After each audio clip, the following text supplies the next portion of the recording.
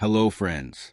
We are a group of caring experts who love to tell stories about the human heart.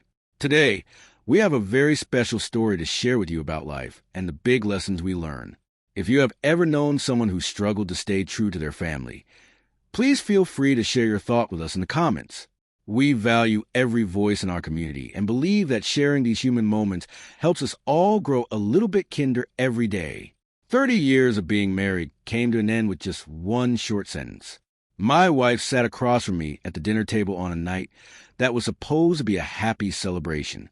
She looked at me and said, "I wasted my best years with you." She expected me to start an argument, to yell, or to beg her to stay. But I didn't. I simply stood up, walked out of the room, and changed both of our lives forever. My name is Michael Turner. I am 58 years old and a retired police lieutenant. In my job, I learned how to stay calm even when things were very difficult. I have always believed that respect is just as important as love. My wife is Linda Turner. She is 56 and used to be a school boss. She is very smart and independent. I truly thought we would grow old together.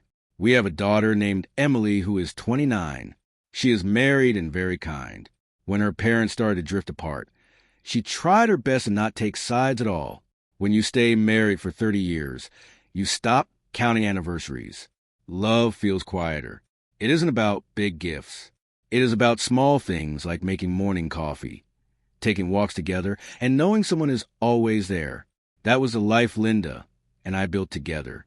This last year, Linda began to change. She spent all her time looking at her phone. She started going out with new friends every weekend. She became very private. When I asked if everything was okay, she would just smile and tell me she was finally starting to enjoy her life. I wanted to believe her. Then came our 30th anniversary dinner. I chose the restaurant where I had proposed and brought an old photo. I hoped it would bring us closer, but she barely glanced at it. Halfway through dinner, she said she wasn't happy. Those words hurt, but I stayed calm. I asked what changed. She said she wasted her best years with me. The room felt silent. I asked if she really believed that, and she just nodded. She said she wanted to find herself. I looked at her and simply said I hoped she found what she was looking for. She was surprised I didn't beg. I told her she had already made her choice. The next morning, I went to see a lawyer. I didn't do this because I was angry. I did it because I respected myself. I didn't want to stay in a marriage where I wasn't wanted. Over the next few weeks, we divided our money, sold our family home, and finished the divorce.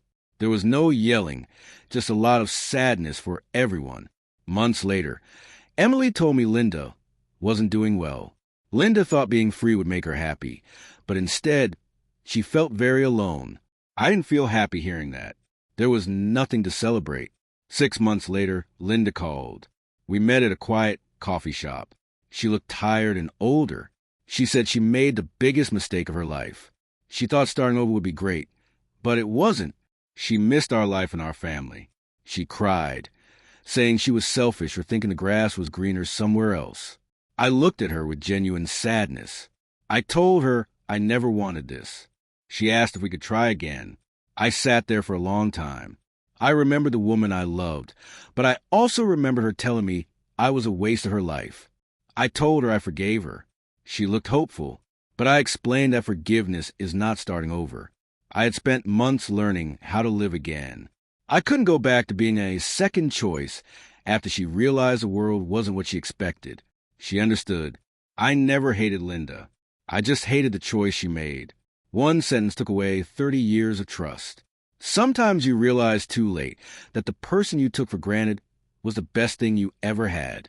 Please remember to cherish the ones you love every day. It is the small moments that matter most in this long life.